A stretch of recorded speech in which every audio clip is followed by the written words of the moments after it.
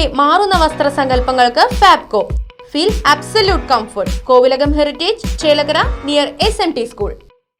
Ottapalam railway സ്റ്റേഷന് സമീപം താമസിക്കുന്ന ജനങ്ങൾക്ക് സഞ്ചാരപാതയൊരുക്കാൻ നഗരസഭ സർക്കാരിനെ സമീപിക്കും.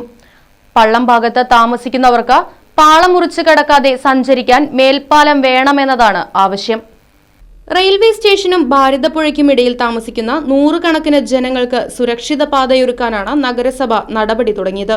ചെറുവാഹനങ്ങൾ പോകുന്ന മേൽപ്പാലം നിർമ്മിക്കണമെന്നാവശ്യപ്പെട്ട് സർക്കാരിനെ സമീപിക്കാനാണ് തീരുമാനം. സ്റ്റേഷൻ അപ്പുറത്ത് താമസിക്കുന്നവർക്ക് സുരക്ഷിതമായി റെയിൽപാളം മുറിച്ചു കടക്കാനോ വാഹനം വീടുകളിലേക്ക് കൊണ്ടുപോകാനോ സാധിക്കാത്ത സ്ഥിതിയാണുള്ളത്.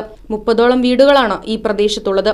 നിലവിൽ റെയിൽവേ സ്റ്റേഷന്റെ ഏറ്റവും അറ്റത്തായി RS റോഡ് അവസാനിക്കുന്ന പ്രദേശത്തുകൂടി ജനങ്ങൾ റോഡ് മുറിച്ചു കടന്നാണ് പള്ളത്തെത്തുന്നത്.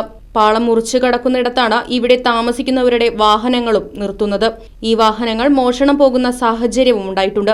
നേരത്തെ ഈ പ്രദേശത്തുള്ളവർ പാളം മുറിച്ചു കടക്കുന്നത് സുരക്ഷാ പ്രശ്നമുണ്ടാക്കുന്നുവെന്ന് റെയിൽവേ കണ്ടെത്തിയിരുന്നു.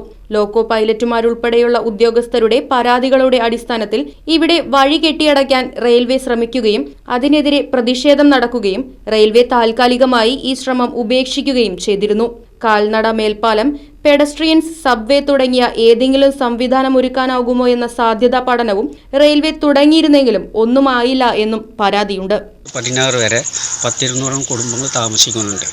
ഇന്ന് ഇത്രയും ആളുകൾക്ക് റോഡ് ക്രോസ് ചെയ്ത് റെയിൽ ക്രോസ് ചെയ്ത് പോകുന്നതിൽ വളരെയധികം ബുദ്ധിമുട്ടാണ്.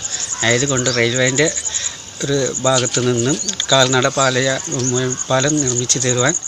Right vision news, Ottapalam. Furniture വിലയാണോ പ്രശ്നം?